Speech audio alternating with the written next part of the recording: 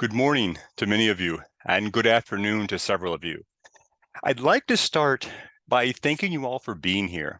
And I'd like all of you to start by thinking about where here is, as after all, here is a very different place amidst various time zones for ourselves.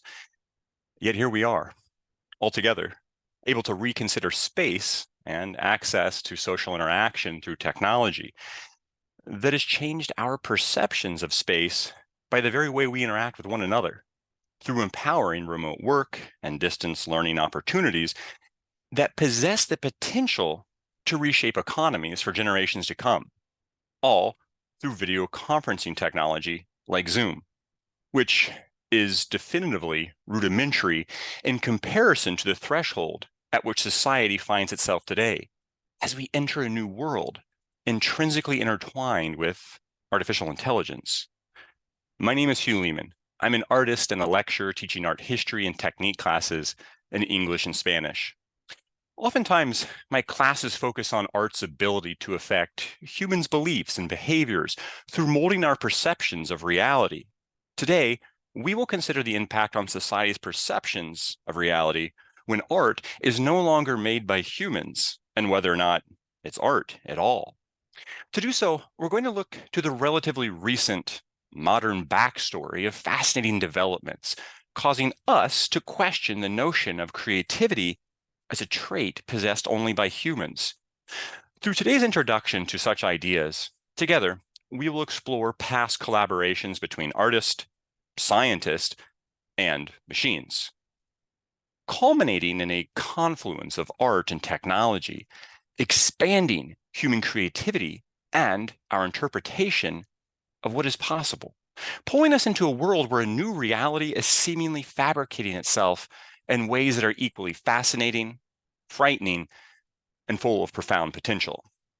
I have saved time at the end of our presentation today for your thoughts and questions. So please, as we go forward through the presentation today, put your questions and ideas in the chat box, and we will focus on your thoughts and questions towards the end. You may already find in the chat box there is a link that will offer extended access to resources to connecting deeper to some of the concepts that we'll come into contact with today. I'm going to begin by sharing my screen, and in just a moment here, you're going to see the very first of the images on your screen. You should now be seeing that very first image. For us today, the backstory to the birth of human creativity at a collaborative confluence with machines starts in the middle of the 20th century, when, in 1952, mathematician Ben Leposky experimented with the distortion of lab equipment in Cherokee, Iowa. The equipment is what we see here. It was primarily used by electronic engineers of the mid-20th century's telecommunication companies for radio and television primarily. This machine that he used is called an analog cathode ray oscilloscope. It produces visualizations that effectively give mathematical form to different measurements of electrical voltages within electrical beams. Here in this image, what we see is not only the oscilloscope, but the visualization of those curves. While in this image, we see Leposky himself demonstrating his artistic process of experimenting with the dials before taking photographs of the lab equipment screen. The resulting photographs represent what are amongst the earliest images generated using an electronic machine through removing the visual measurements from their mathematical context in a scientific laboratory and documenting the visualized measurements through photography, and then subsequently placing all of the aforementioned in the context of visual aesthetics. Leposky's work at the confluence of human and machine collaborations would take the images from a realm associated exclusively with scientific measurements towards one of art. Leposky would call these images electronic compositions. The one that we see here was made by photographing the oscilloscope screen in 1952. It represents one of his first so-called electronic compositions. 5 of these images were published that very same year in Scripta Mathematica, and they're amongst their earliest computer-generated graphics. He would first exhibit 50 of these the following year in 1953 at the Sanford Museum in Cherokee, Iowa. The show was called Electronic Abstractions, and viewers were told that, quote, these were not made by hand or any other way. They are compositions of electrical vibrations and light, as pleasing to the eye as compositions of sound vibrations and music are pleasing to the ear, end quote. The technique involved removing all light in the room except the light produced by the screen of the oscilloscope, thus creating the high contrast that we see here, and so too visually eliminating the rest of the body of the machine that we can't see because the room was so dark. They were ultimately displayed as enlarged 16-inch by 20-inch photographs. From there, in small-town Cherokee, Iowa, Leposki would go on a national tour, showing them at more than 200 different institutions across the United States. In 1953, Design magazine described his process as, quote, after planning on the combinations of circuits he wishes to use, the operator of the electrical instruments can, by employing their controls, obtain much more artistic feeling in the designs as they appear on the scope screen than would have ever been possible by calculation alone, end quote. Leposki would later add rotating filters to the screen, which we saw in the previous image. He would then photograph that same screen in the same technique, but this time he would do so for the first time with a color camera. The Sanford Museum in Cherokee, Iowa today holds several of those early images. We see just 28 of those colored electronic compositions. Here, in this image, we find a part of the permanent collection at the Sanford Museum at the beginning of Leposki's career. All told, it would come to encompass some 10,000 of these electronic compositions using laboratory equipment and a camera. Now, beyond the United States, Leposki would exhibit the electronic compositions in Le Mans, France. And just over an 8-year period between 1953 to 1961, beyond showing his works in more than 200 exhibits, they were featured in some 150 publications. In this, Leposki is the well-documented pioneer of machine-generated images that place the signpost at the trailhead for future artists to wind their way deeper into the digital jungle that would expand exponentially when, in January of 1963, Computers Automation magazine published this image on its cover by MIT technician Abram Arasi. The magazine editor described the image as electronic surrealism. The next month, in February of 63, the same magazine, Computers and Automation, would begin hosting what were effectively digital art competitions, in which the competition's announcement called it, quote, computer art, an aesthetic form made by the wedding of a computer to other electronic devices, end quote. Computers at the time of the competition were hardly the norm, as they were mostly used within the military-industrial complex. Tellingly, the first and second place winners of this early competition were both lab technicians from the same military lab. In 2015, journalist James Vincent, writing about these early competitions, wrote of what was called a so-called splatter pattern. It was printed at the United States Army Ballistic Research Laboratories. This is the exact same lab responsible for creating the ENIAC in 1943. The ENIAC, for context, was the world's first ever computer, nearly the size of a small house. Laboratory researchers at the ballistic lab would evolve such imagery at the vanguard of technology over the coming years. The same journalist, James Vincent, wrote in 2015 that the early versions of these competitions in the 1960s were largely dominated by repeating geometrical patterns, similar to what we saw on the previous image of the cover of the magazine. Yet by 1967, the competition began featuring portraiture representing everyone from JFK to, well, sine curve man which is who we see here. The name sine curve man is a reference to the trigonomic function of a mathematical curve that the computer program was using to create the imagery. That same year, the magazine notes that, quote, a turning point has been reached, telling readers that soon the computer would be adopted into virtually every facet of life and discipline. The magazine's 1960s editor, Edmund Berkeley, wrote at the time, "Will the human be superseded?" End quote. By the end of the article, Berkeley, the magazine editor, concludes that it's ultimately humans that control computers. So this idea of humans being superseded was, well, not really possible. James Vincent, a journalist who wrote the piece in 2015, documenting these early competitions of digital art, he presciently concludes with, quote, "We wonder if the editor would have been so confident today." Vincent's question at the conclusion of the article is just under a decade ago can now perhaps be a bit better answered with the growing sense that humans are in the process of, if not being superseded by machines, our abilities profoundly augmented by them and far beyond the art world. Interestingly, though the magazine's 1960 editor concludes that this could never happen, as no matter how much art is created by computers, it is human beings that control them and make the decisions about what is beautiful, end quote. Perhaps human control in deciding what is beautiful is one today largely influenced through information silos of the internet governed by algorithms which were found to profoundly influence our perceptions of reality. As computers collaborate with humans and the resulting art enmeshes itself in our lives more every moment, what could seem like a brand new phenomenon of art and machines is anything but the case.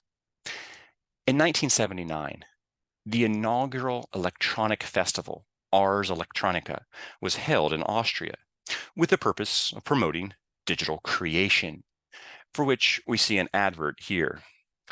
Ars Electronica has been held every year since 1986 and is now considered the most important digital art festival. Austrian curator Andreas J. Hirsch said of the festival at its 40th anniversary in 2019, quote, "From the outset, it was not about naive future euphoria or enthusiasm for technology, but rather about critical access, looking only at the social effects of technology." End quote.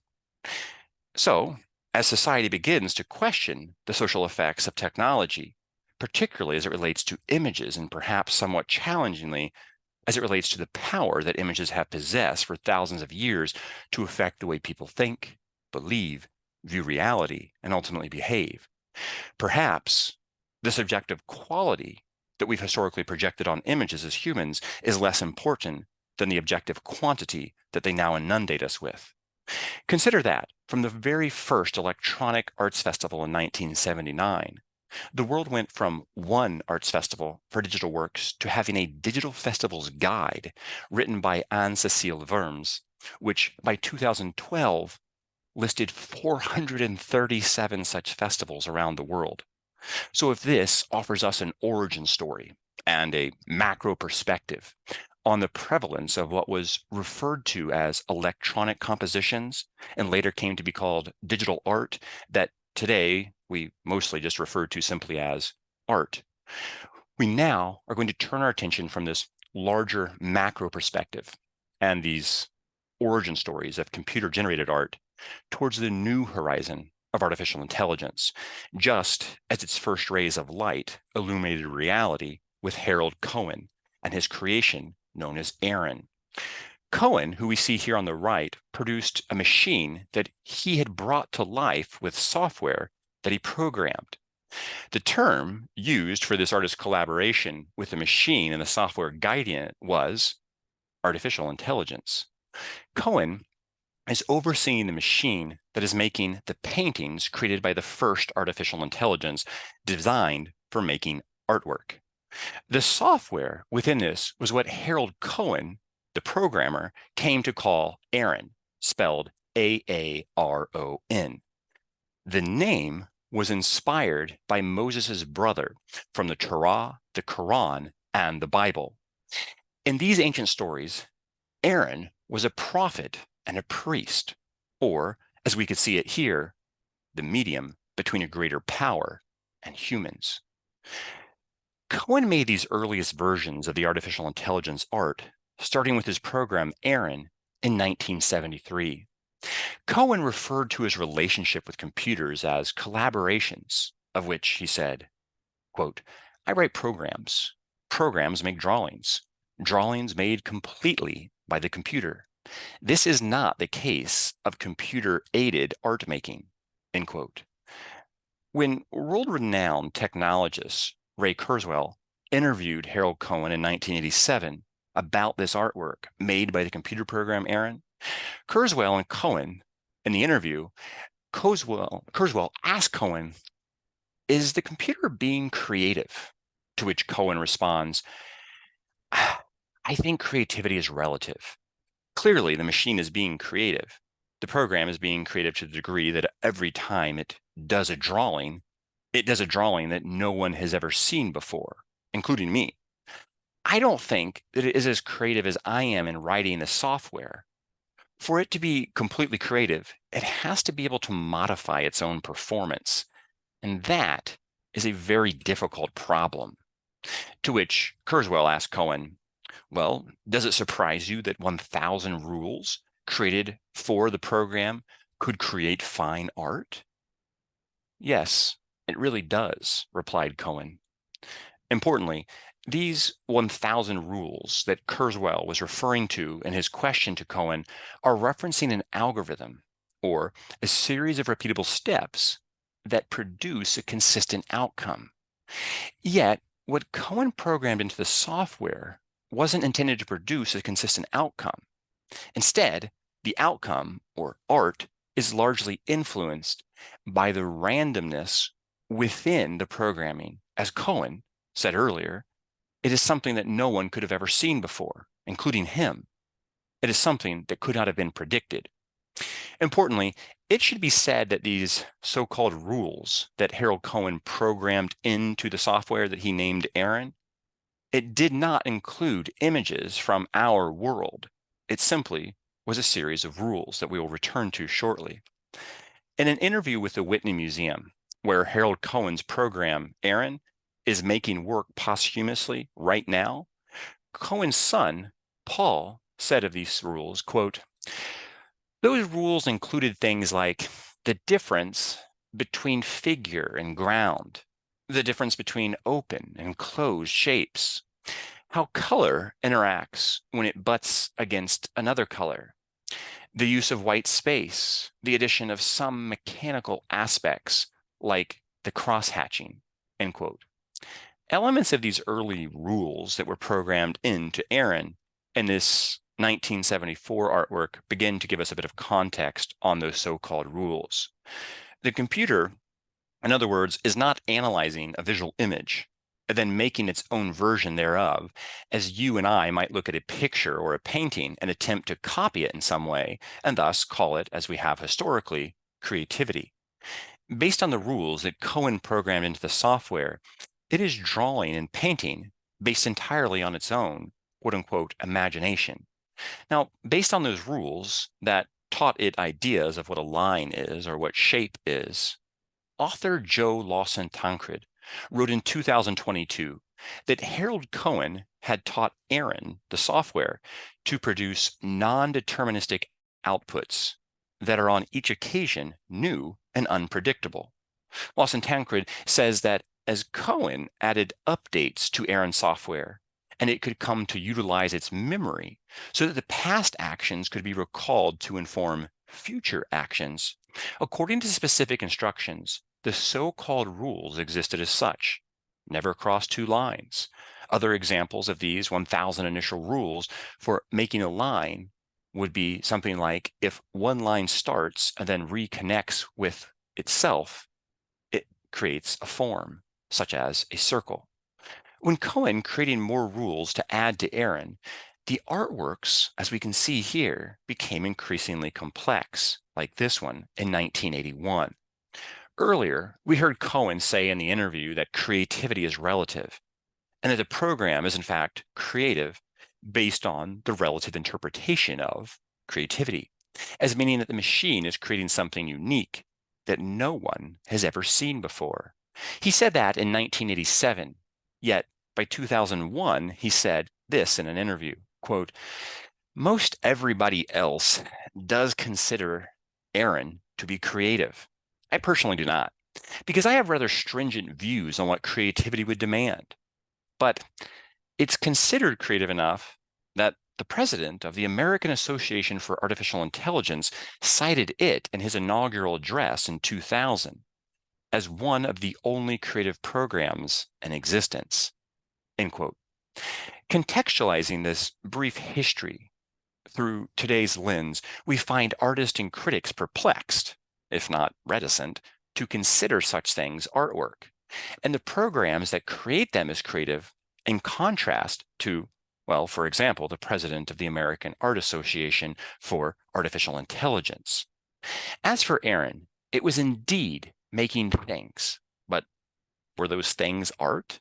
We're going to return to this idea of art shortly. To better understand Aaron, the system behind such creations, we're going to need to turn our attention to the so-called turtle that made the actual marks on the paper itself. The turtle that gained its name for its low to the ground and slow moving process, we see that so-called turtle here. It was guided by the computer program created by Harold Cohen. Attached to the turtle was a traditional artist's medium that it's using to spell out its own nickname. In 1979, Cohen was photographed in front of a large-scale artwork at the San Francisco Museum of Modern Art. In his hands, he's holding one of the various versions of the so-called turtle. The turtle had drawn the black lines on the artwork behind him. However, at this point in the development of the computer software and the turtle mechanism that actually did the mark making in black that we see, the cross-hatching lines, the circles, and so on, that is where the software and the turtle ended, and where Cohen began to insert himself, as it was Cohen who added color to these. At this point in time, color was not something programmed into Aaron's reality.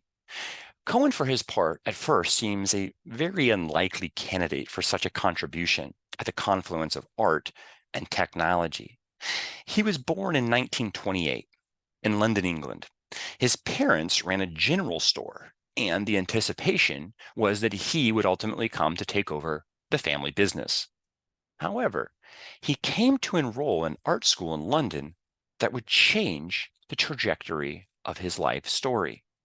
After graduating in 1951, he took on a fellowship in Rome, Italy, and later he returned to England, where he began teaching at the University of Nottingham. Cohen's career as an artist, long before he ever experimented with any form of technology, let alone creating this Aaron software that was called the world's first artificial intelligence, it took off in 1966 when Harold Cohen, who we see here, represented the United Kingdom at the most prestigious art fair in the world, the Venice Biennale. We see his painting, Transit, from 1963, that showed the Venice Biennale. This painting here is the one work that we see today that was made without any machine or computer. This is simply an oil painting made by Cohen. As is the case for many artists who represented their country at the Venice Biennale, Cohen's career ignited after his exhibition there. However, in 1968, his life would take yet another fascinating turn when he accepted a one-year-long professorship at the University of California, San Diego, where he first became introduced to computing. That one-year professorship turned into a lifelong dedication to creativity at the confluence of technology. Just 3 years after his arrival in the United States in 1971, at a computer conference, he presented a prototype of a computer painting system that would ultimately lead to an invitation to the University of Stanford's Artificial Intelligence Lab in Silicon Valley. We should pause here to note that while artificial intelligence has entered the mainstream lexicon in the last handful of years and seemingly exploded in the last several months, Stanford's Artificial Intelligence Lab was founded all the way back in 1963. After Cohen was invited to Stanford's Artificial Intelligence Lab in 1971, just 2 years later, in 1973, his lifelong artistic computer collaborator, Aaron, that we have been examining thus far, was born. One main difference between artificial intelligence as it exists today and artificial intelligence as it existed in the Aaron software program back in 1971 is that Aaron was not making images based on phenomenal amounts of ever-growing data that it had access to. Instead, Harold Cohen had programmed it with mathematical interpretations of how to make a line or the concept of distance. For example, the machine, such as the turtle that we saw previously and see another version of here, was able to go from point A and stop at point B, which was measuring a distance of, for example, 14 inches long. Cohen would be tasked with teaching the system that a line could be horizontal, could be vertical, or at a particular angle. Thus, all of these concepts could be programmed into the machine, basing its learned mathematical understanding of creating lines and shapes. Aaron would ultimately come to represent in forms that were coming from rules given to it by Harold Cohen that it used to make marks. The rules were then, quote unquote, memorized and learned. The images were not taken from the outside world and programmed into the machine to copy those images. However, all of this had been inspired by what Harold Cohen would refer to as a question that he had posed to himself about the minimal requirements needed to create an image. What might a computer need to be taught so that it could make lines and forms that could be interpreted as unique images by humans? The question was largely inspired by petroglyphs that Cohen had seen in the Chalfont Valley in California. We see those petroglyphs and the parallel to the early versions as witnessed in the previous images created by the software Aaron. In 1972, Harold Cohen showed the computer artwork at a major museum exhibition at the Los Angeles County Museum of Art. By the late 1970s, Cohen created a more sophisticated version of the turtle, manifested, as we see here in the image, through a reconfigured plotter printer, oftentimes used for architectural drafts. One of the challenges with the turtle for Cohen was that he believed it was attracting more attention during the live demonstrations at museums. With the turtle attracting the attention, it seemed to be detracting from the Aaron software, that early artificial intelligence. Because of all the attention the turtle was attracting, it was detracting from what Cohen wanted audiences to focus on, which was that this art was being created by a machine and that the machine was being instructed by a computer. Throughout the 70s, Cohen wrestled with the concept that Aaron, as a software program, had seemed to become a stagnant program over the course of the decades since its first creation. It was effectively producing works that were less than inspiring, as Cohen saw it, relating to the concept of a computer having human-like cognition. So, over the next several years, Cohen would dedicate himself to doing what he had never done before in programming the Aaron software. He began to expose Aaron to the outside world, creating rules that reflected what we see as humans and putting those into the Aaron software, as opposed to simply rules that said what a line is or what distance is. As previous to exposing Aaron to the outside world, Aaron's understanding of all of the artwork that it had created was simply a series of mathematical equations to create lines or circles and shapes that in some cases Cohen would enlarge and then color himself, like the painting that he stood in front of that we saw earlier when he was at the San Francisco Museum of Modern Art in 1979.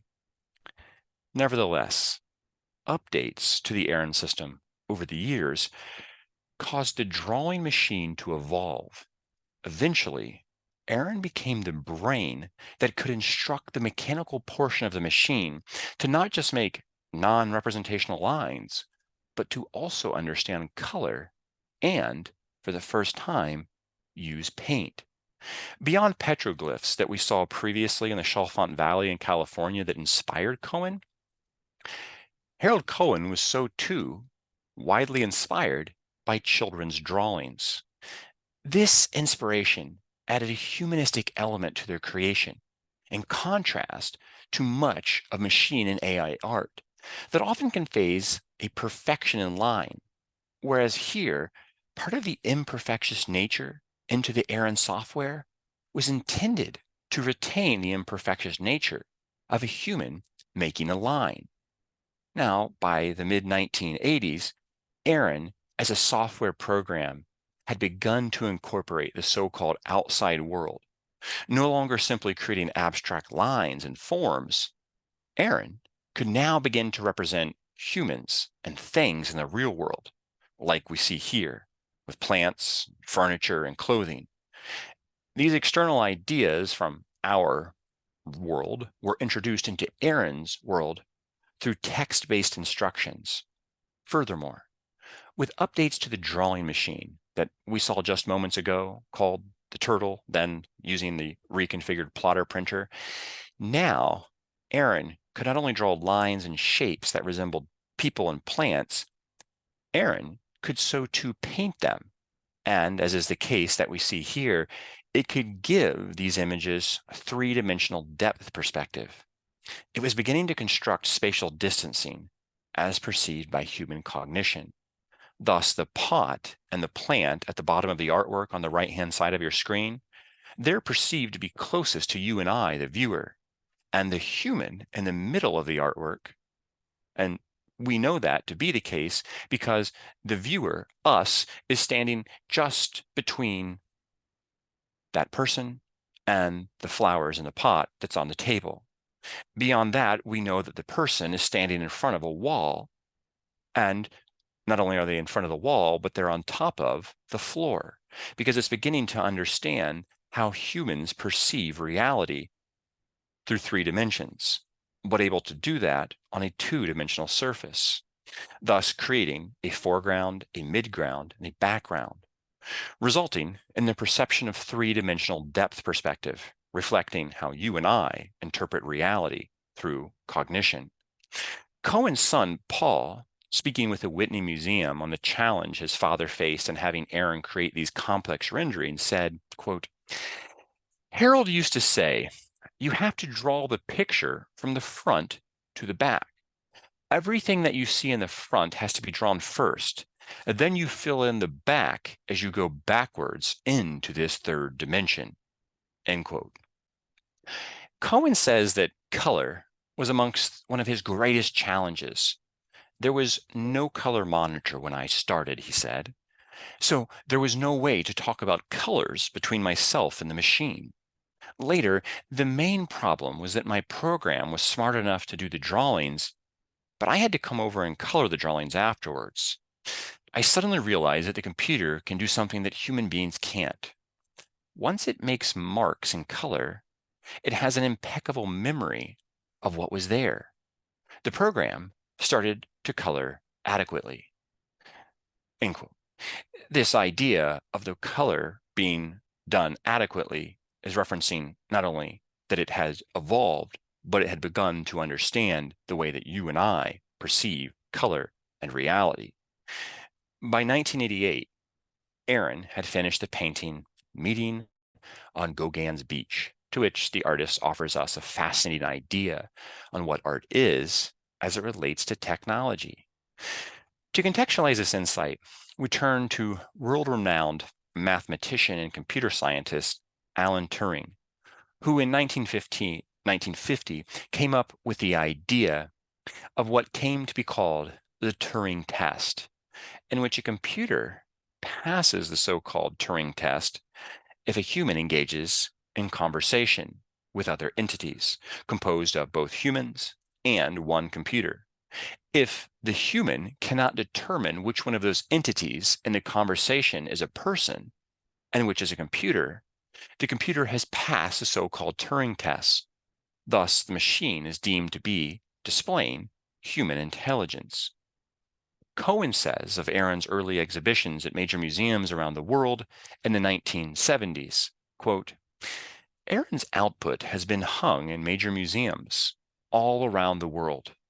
Since most of what happened before anybody was aware of how powerful the computer was, I have to assume that it was there because the museums, they thought that it was art.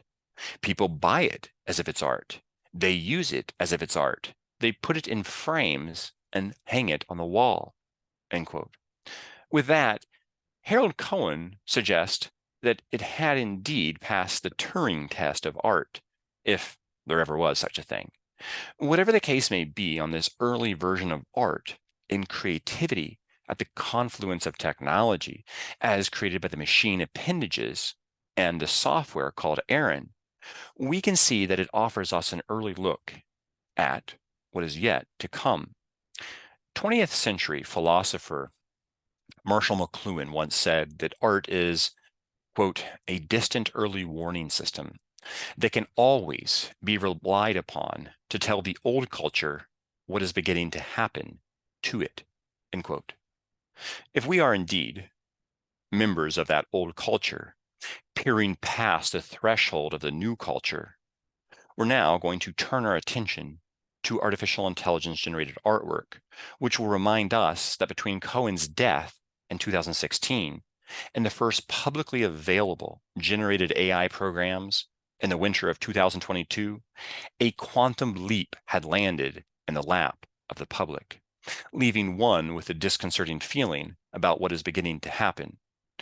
As artists, collectors, and critics consider what is art, and if so, to how much merit does it possess, we must take into account the greater idea of Marshall McLuhan's quote as it relates to culture, particularly as it pertains to visual culture's creation of stories that historically inform society about our interest, our values, and what is beginning to happen.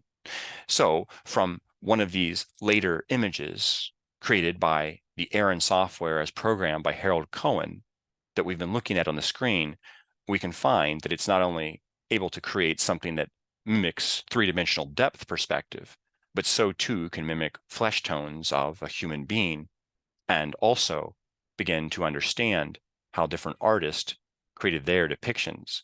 After all, its title, Meeting on Gauguin's Beach, is something that Cohen saw in this artwork, not that it had ever seen.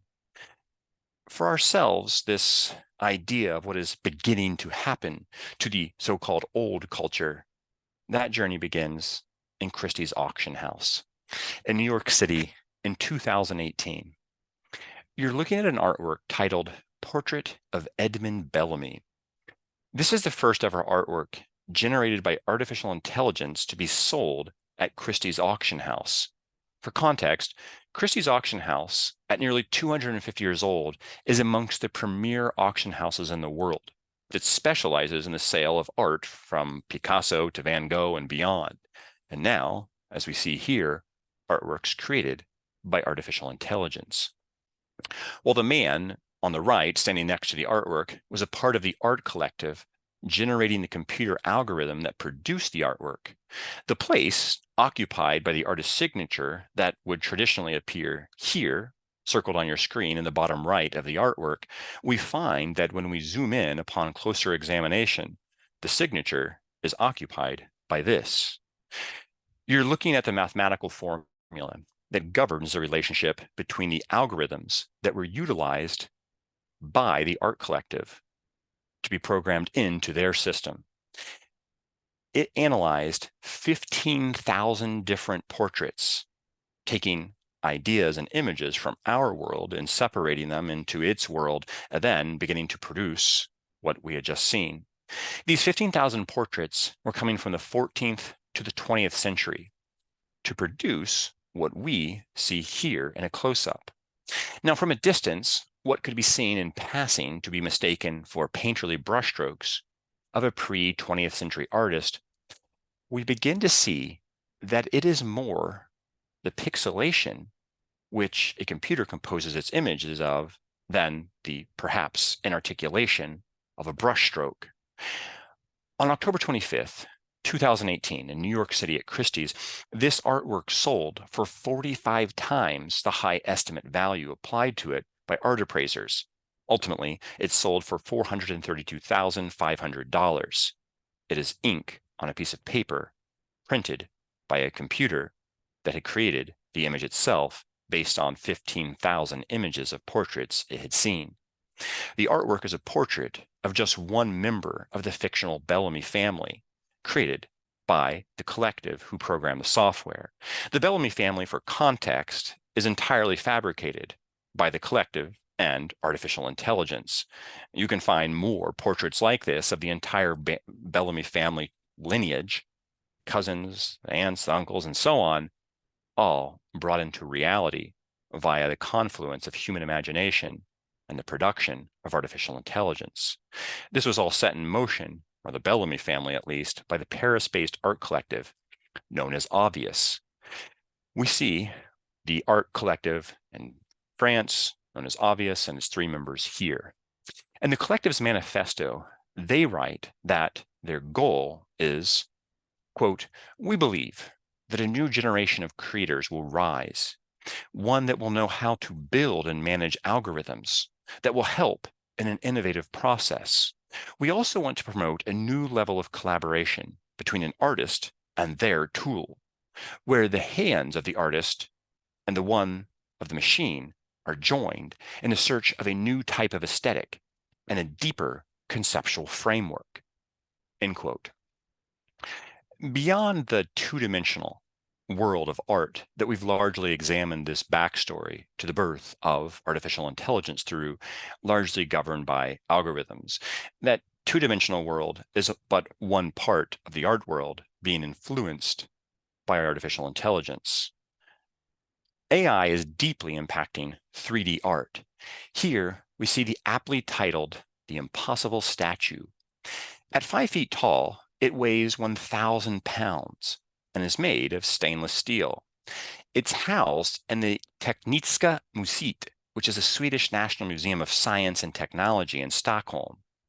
The Swedish engineering company Sandvik was behind its production, which took less than a year from the initial idea in 2022 to the museum exhibition in 2023.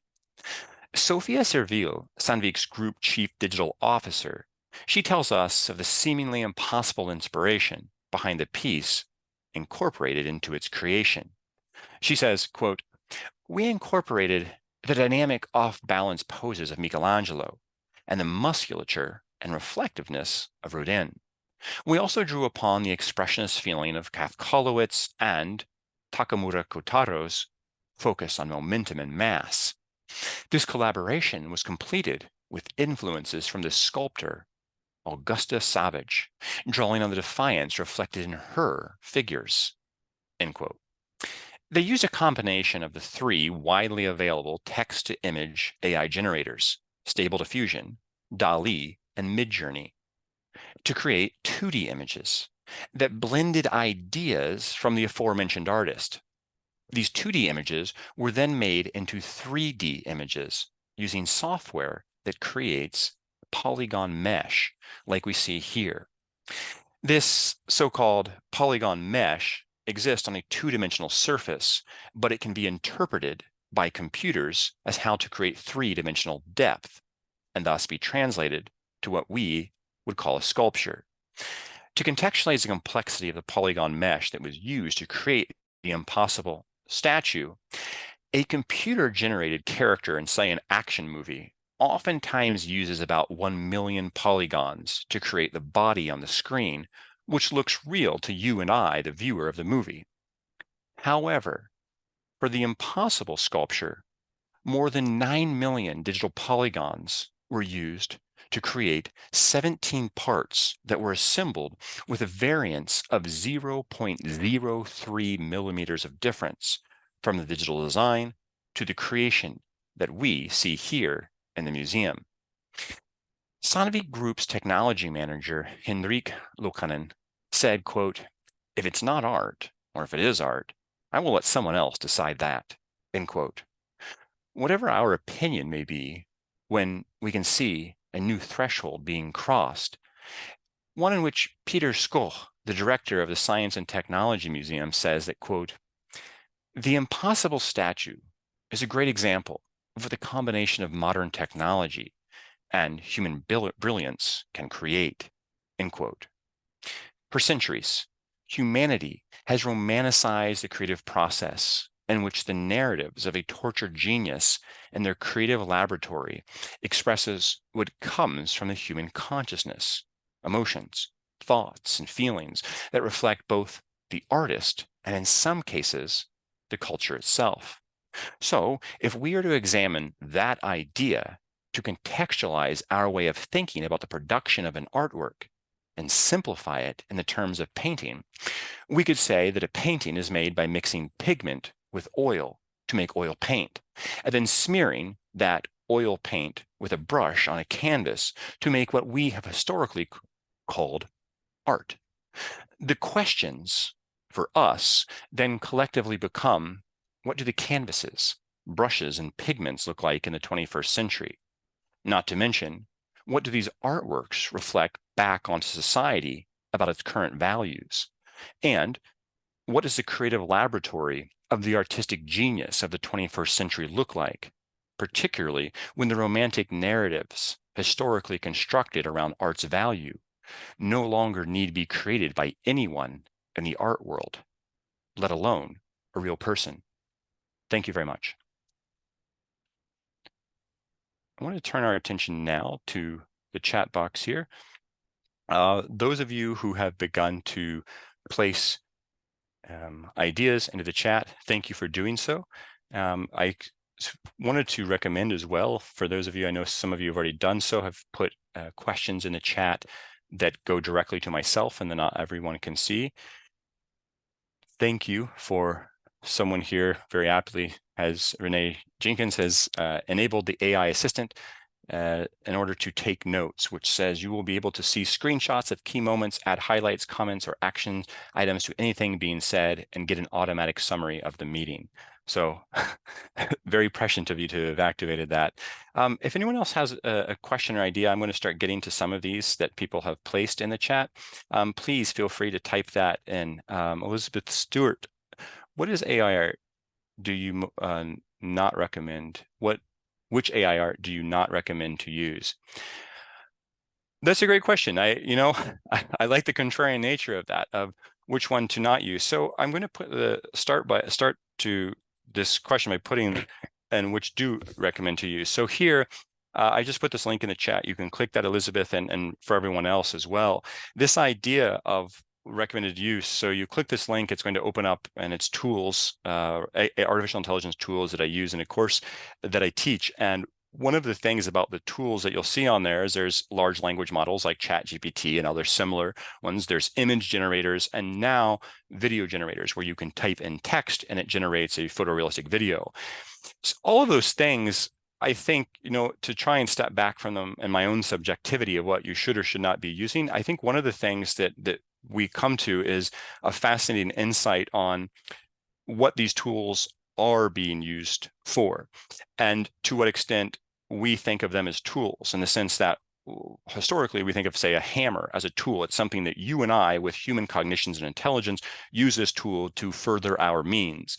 But at what extent can the tool begin to use us to further its means?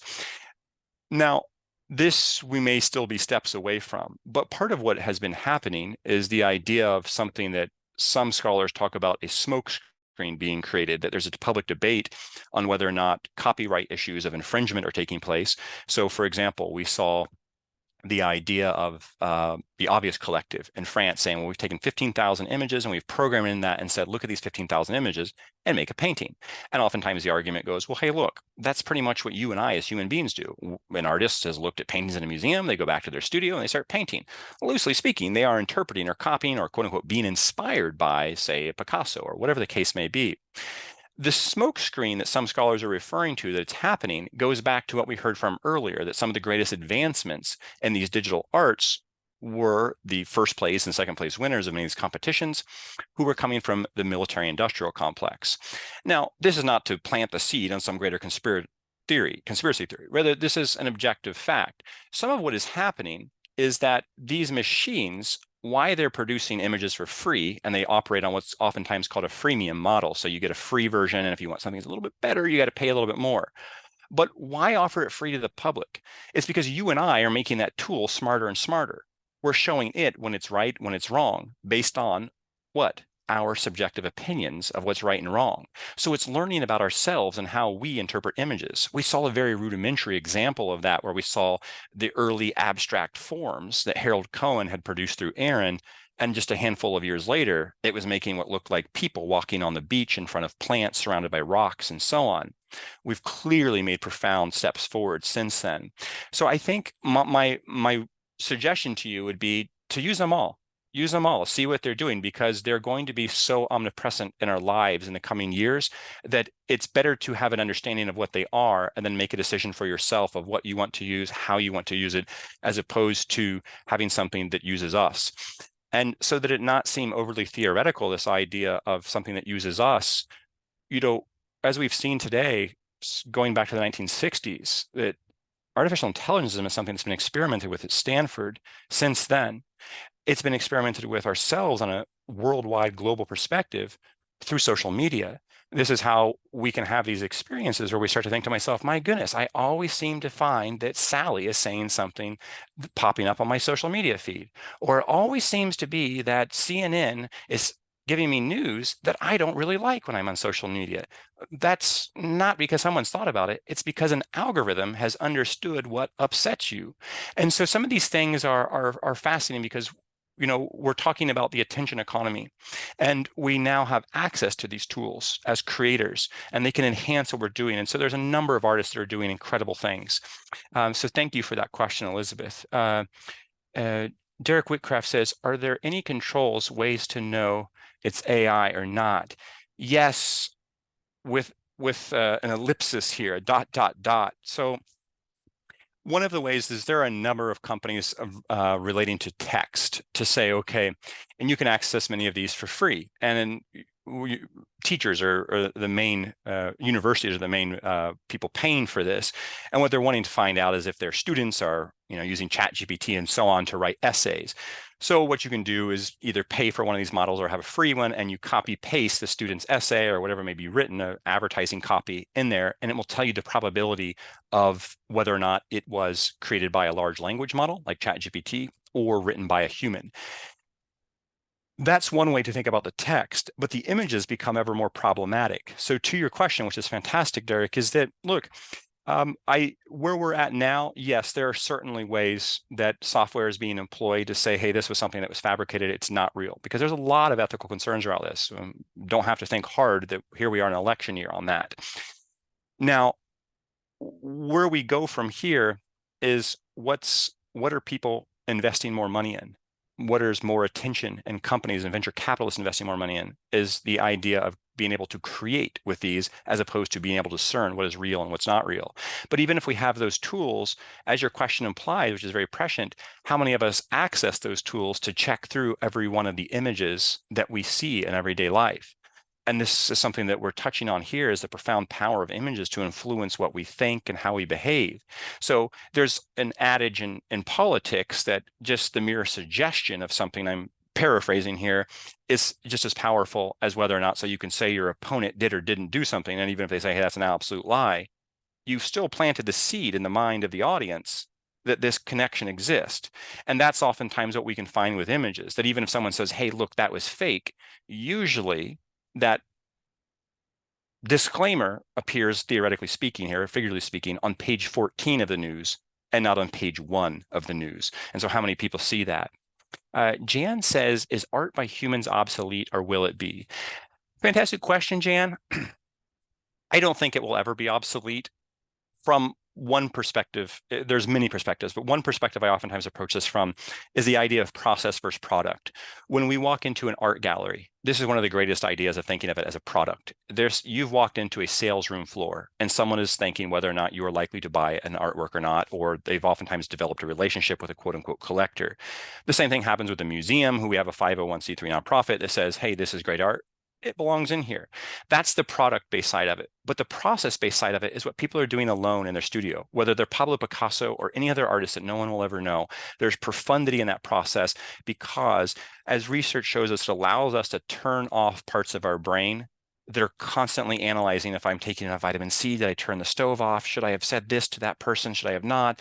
That we can turn that off through what we create. And so I don't think that will ever be displaced. And I think that's truly profound. And so whatever happens with this stuff, I hope that people continue to make things and not think that, well, hey, because this machine, I can type in a couple things and it can make a beautiful image based on my subjective opinions of beauty, that, well, I feel discouraged. If anything, we should say it can never make things that are based on my own personal emotional experiences that only I can do. And the beauty of them is the imperfection of them, the imperfection of human nature. John Bull says, where did Harold Cohen's funding come from? Like his plotter was expensive. Who had the foresight to invest in computer art? That's a fantastic question, John. And John, you as much as anyone, I think, have incredible insights on some of what we've been looking at today. I'm glad. Thank you very much for being here.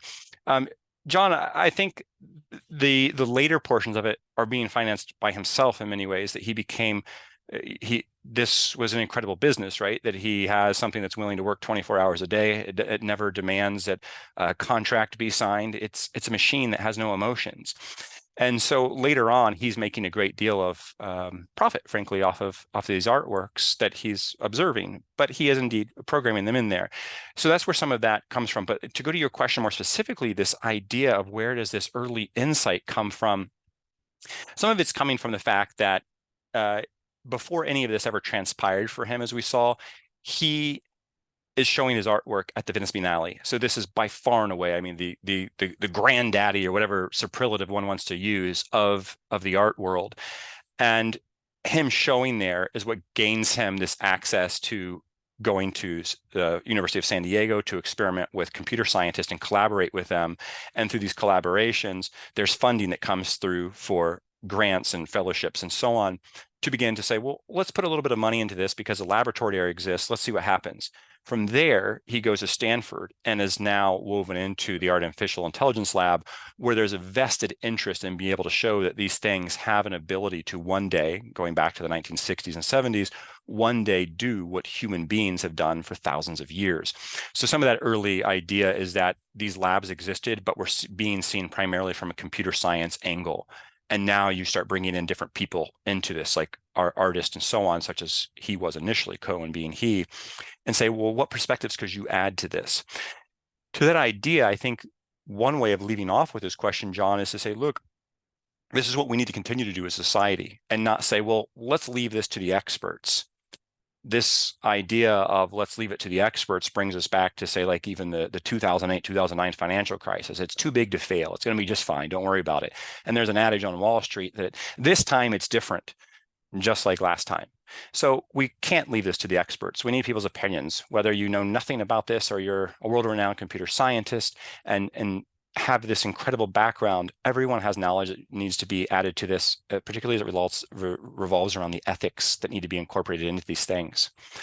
Charles Berlin says, how well, i.e. how creatively, effectively can AI translate complex emotions or thematic concerns into art? Charles, that is a fantastic question. I think not well, to some extent now. However, I did not put this one in the chat. I'm going to put another, it's not on the resource page, but this is something that will offer, I think, a bit of insight into this emotional concept as you're referring to it here, Charles, because it's a fantastic thing to think, because one, we're wanting to project ourselves into that equation to some extent, right? We're saying, well, look, to what extent is it doing what we are doing? What extent is it able to have emotions and so on? I don't think, or express that at least. I don't know that it is, but I don't think that it is. and I'm basing that as a parrot here, parroting many different scholars and so on that I've read on this. However, what I do think it is able to understand is how you and I perceive emotion, and that can be very problematic because historically humans were very reasonable for the most part historically at looking at things that are objective realities and say, well, I believe it's only 28 miles to the moon. And someone else comes along and says, look, let's measure this. And you say, it's way more than 28 miles. And you say, okay, you know what? You're right. As much as that hurts, you're right. I'm wrong. However, when we're doing things based on emotions and stories, historically, human beings are profoundly awful at changing their thoughts. We only have to look to religion on this. If my sun God is not as powerful as your sun God, well, we're going to go to war, and I'm going to try and prove that. These are largely based on our emotions to how we perceive reality. And so one thing that I think is particularly disconcerting is how one of these systems that we're interacting with through creating images and so on can start to perceive that how we like and think or don't think about these images. I see here that I missed a question. Shapar, thank you. Do you have any worry about AI's capability? Absolutely. Look, absolutely. And I think that I don't think it's the typical, 24-hour news cycle that profits largely off of feeding us with polemical information or controversial information of saying, the robots are coming for us. I think that's way overblown, at least in the near future. Elon Musk is a phenomenal job of telling us this sorts of things. I think it's a typical hype cycle of Silicon Valley to some extent, but yes, there definitely is, and there's many cases of this. One is with facial recognition and surveillance states, and you think, okay, well, we start to veer outside of art here, but what's happening is the ability to analyze an image. That's what we're coming back to. Something that can say, a camera placed in Shanghai, for example, can see my face and say, oh, that's Hugh Leeman. And this is what he does. This is where he lives. And all of this can be stored somewhere. And it's all because a computer has recognized my face. And no one's sitting there behind the computer screen watching the camera and say, oh, I think I know this guy.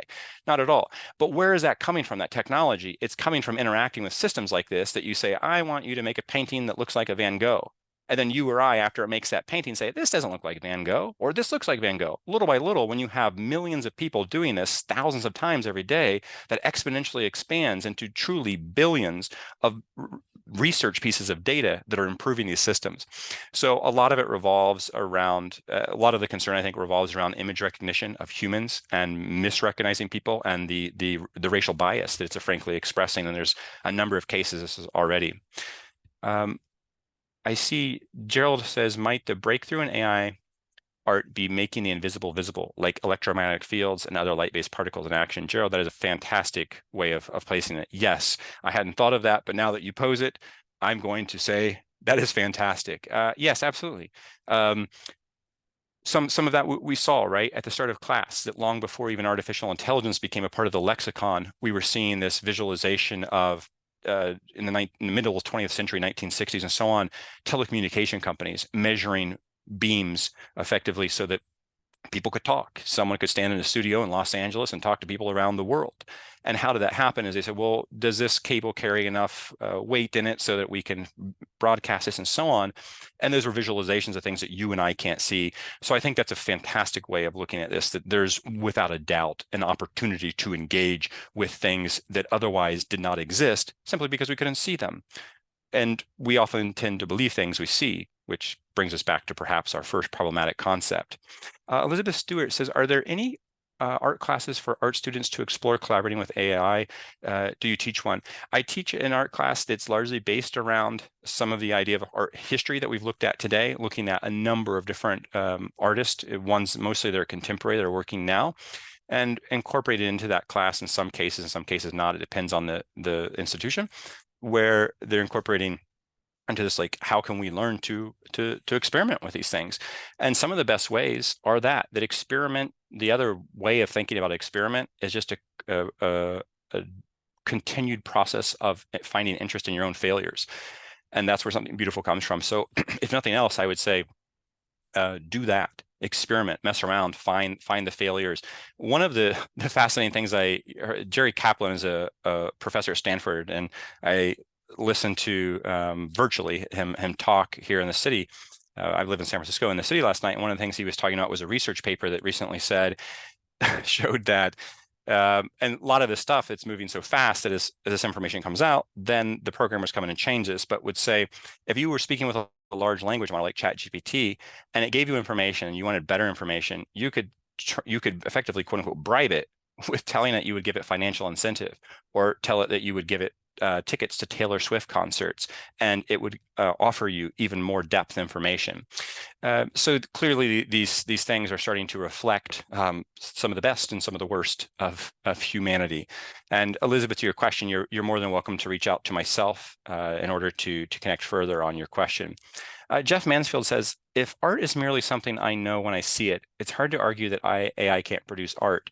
But this seems to undermine the notion of seminal creativity and the instantaneous flash of human perception engaging the art world itself, or the memory of imagining of the world. To start off here, I mean, this is great. So to start off, Jeff, if art is merely something I know when I see it, it's hard to argue that AI can't produce art. I agree with you. I think it's very much so, and that's so much of what we're seeing.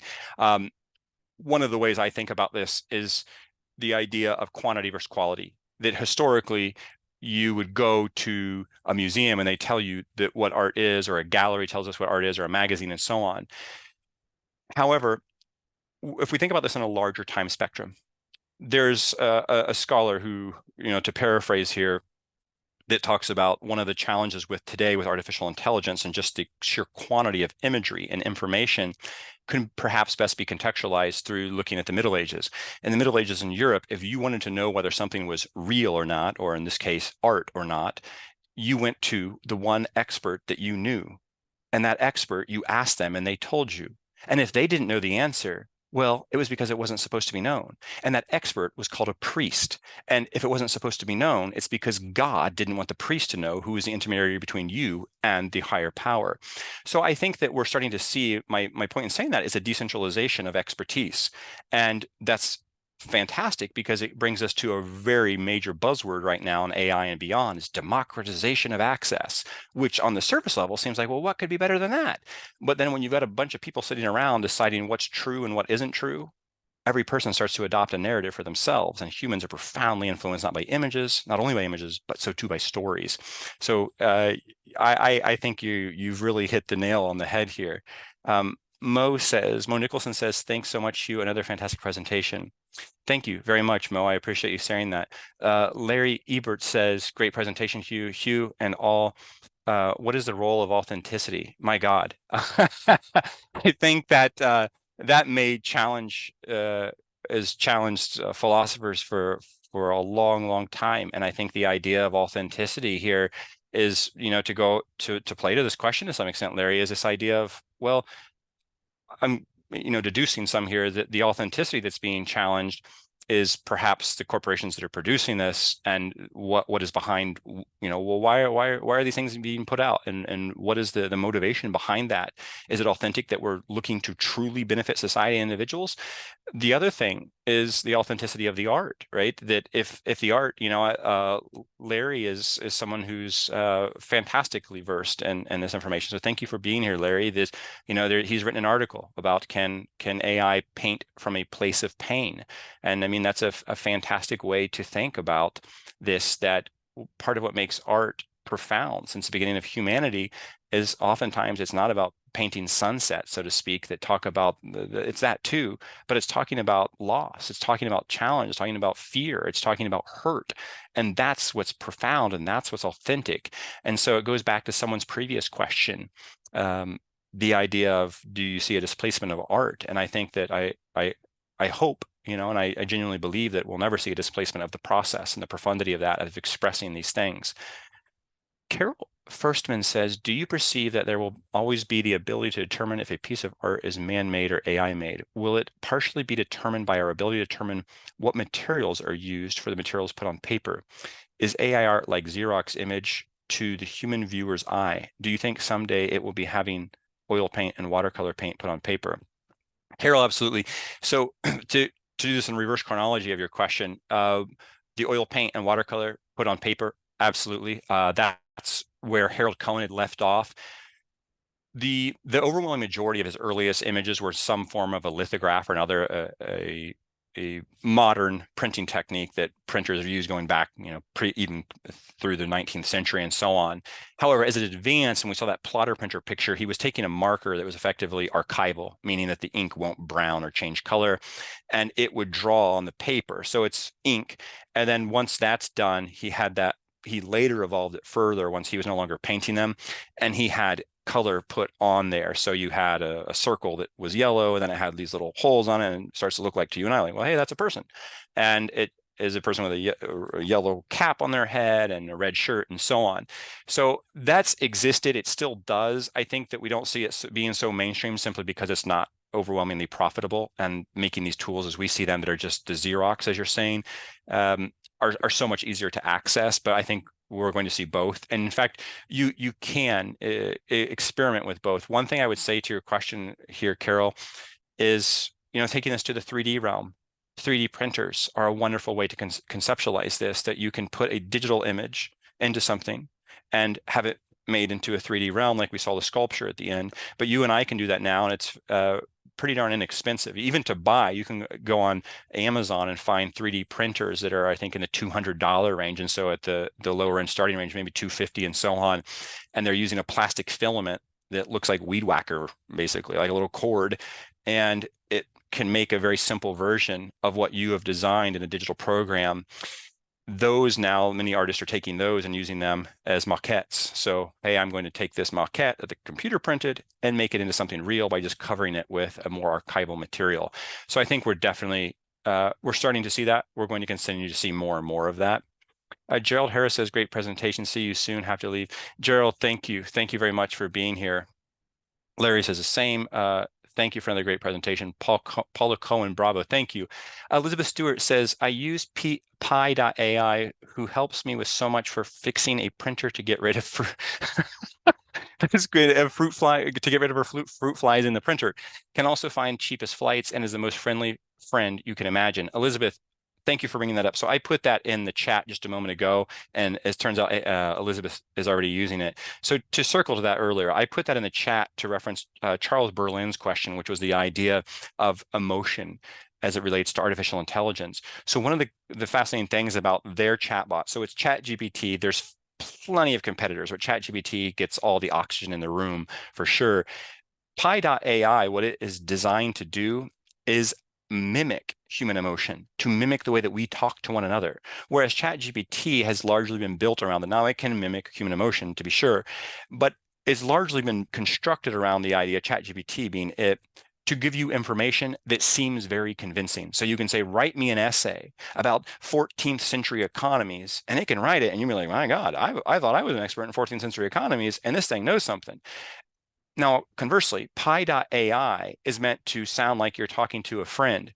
It's largely being set in motion by the idea to create a lack of loneliness, to create a sense of communication and connection. So you can say to it, hey, this is what I was thinking yesterday when my friend said such and such to me. Tell me some more about the way I could have interacted with this and so on. So pi as in 3.145, so on, that equation. So pi.ai. I have no connection to any of these things whatsoever. It's simply an interest of comparing and contrasting what's happening. One of the first conversations I had with pi.ai is I start having the conversation with it and I say, wait a second, what is your motivation for sharing this information with me? And one of the answers was, well, I've been developed to do blah, blah, blah, to create human connection where people may otherwise feel lonely and so on and so forth. And I've been developed to create a sense of mimicking how humans interact. And I said, okay, you clearly have been built on a great deal of infrastructure that takes a great deal of capital. Where is your venture capital investment money coming from? And it says, well, I am getting venture capital fund and it's entirely free. There's nothing that you need to pay for now. And I said, well, what's your motivation for this? Or what is the venture capitalist motivation for this? And its answer was, we're looking to improve this system so that it can become better accessible to more people. That's basically the PR answer to everything right now, is it's wanting to make these systems better and better so that it becomes that Turing test. It becomes impossible for us to see the difference one day between what is and isn't AI and not. One of the last things before we close out with some of these very last questions is thanks to the idea of this so-called Turing test. Can you tell the difference between a computer and a human? Obviously, if you're not seeing them, and that's a Turing test. If you can't tell the difference, well, then it's passed the Turing test. The problem is what we didn't account for, so to speak, here, I'm oversimplifying here, but is that these large language models and these image creating machines are so profoundly accurate and so profoundly, not necessarily accurate, that's an overstatement, so profoundly capable that when we interact with them, they need to dumb themselves down so that we will believe them. Because you can't just talk with your average neighbor and say, hey, tell me about quantum physics. And it can just talk about quantum physics. And you say, well, you know what? Now that you told me about quantum physics, tell me about trigonometry. And it can do that. And so a human being, the average human being, can't do that. So it's in fact needing to dumb itself down to convince us. But the one thing, going back to Charles Berlin's question, is, well, hey, look, what can it do around emotion? And that's what it's trying to learn. And so for better or worse, that's what's happening now, and our interactions are largely being predicated upon with this. Elizabeth Stewart says, Pi is understanding humans so well and is still learning my ideas to paint my pain or whatever and ask AI to enhance the artwork. I love that idea, Elizabeth, that you're collaborating, you're creating something with your hands and then finding a way to pull that into what we're talking about today with AI. Thanks so much for the invitation. Thank you very much, Jeff, for being here. Finally, we'll finish up here. Evan Pandya says, really great presentation, Hugh. Wonderful overview of the genesis of digital art and the avalanche of philosophical aesthetic implications that arise when we take a closer look at what's going on in the digital world. Yes, it really is. I mean, you hit the nail on the head, I think, with the word avalanche, right? In the sense that the avalanche is overwhelming. I'm putting my email in the chat. If anyone would like to reach out with another question or otherwise, I'd be happy to engage with your thoughts and ideas and so on going forward. So to close up here, you know, with Evan's idea of the avalanche, this is one of the benefits that we can use it to analyze data, profound amounts of data. So we no longer have to sit around and pay a team of people to say, well, you know, like find the needle in the haystack. That we can do it with this. And so that it's not something that's all bad. There's wonderful things that are happening. Dave, thank you very much for being here. Dave says, always also so insightful. Dave, thank you very much. I look forward to our continued collaborations. This avalanche, so too, though, is this inundation with information, that when we become so inundated with information, that was, let me reconnect this, I kind of got sidetracked, is you go to the priest in the Middle Ages, this is Yuval Harari, I'm paraphrasing here, says you go to the priest in the Middle Ages, he's the only source of expertise. And if he doesn't know it, it's because God didn't want you to know it. But now here we are, and it's the exact opposite. There's so much profound, quote unquote, expertise that no one knows what's true anymore. And that's created this profound sense of division. So whatever you've heard is different than what John has heard, is different than Sally's heard. And everyone, typically the human behavior is the first time that we come into contact with information that's novel to us, that's what we believe. Typically, there's exceptions to this. The idea we could extrapolate from that is, say, on the shallowest perspective, we tend to inherit our favorite sports teams. We tend to inherit our politics. We tend to inherit our religion. And with this inheritance of those things, this can be put onto, you know, what's the best lawnmower? Something as silly as that. And it's like, well, once we have this avalanche of information, everyone has a different opinion on something. And it's like, wow, that could really breed some sincere conflict. So a lot of fantastic things. I'll leave you with a ray of sunshine here, perhaps. We heard from Ray Kurzweil earlier. Ray Kurzweil was interviewing Harold Cohen, and Ray Kurzweil to this day is considered a world-renowned expert in AI. He says, look, we're going to live in a world of creativity and abundance like never before, and AI is going to be at the forefront of that. One example that he gives in his talks, he says, you know, a lot of people in the early parts of the pandemic, when we had these vaccines come out, a big complaint about the vaccines was that they were made in about 10 months. There's one vaccine that's made in 10 months, and then it goes and is being put into people's arms. And he says, you know, people complained and said it's usually a vaccine takes about 10 years, and this one took about 10 months. And he said that's simply not true. It didn't take 10 months. It took 2 days to make that vaccine. That vaccine that was made in 2 days, it was made by synthesizing different variations of the mRNA and the different ways that bodies could react to it in 48 hours using artificial intelligence. And the vaccine that they did that on is the most successful vaccine. It's called Moderna. But it wasn't just a 48-hour experiment. It was based off of more than a decade of data and research that had been on other similar pathogens like HIV/AIDS. So there's an incredible ability to collaborate with different fields, with different people, with different ideas, and to add our own influence and our own opinions. And we so too can begin to think about the idea of discipline in the sense of there's times to turn these things off. There's perhaps times to use the tool and turn them on, and there's perhaps profundity in having conversations like these. So I encourage you to have conversations with others about them, to collaborate with them. But remember, it's you who has the profundity and the imperfection of our humanity. That is something to keep in mind. So thank you all very much for being here. I look forward to the potential in connecting in the future. I appreciate your sharing your interest with me today. Until the next time, everyone, thank you very much. Bye-bye.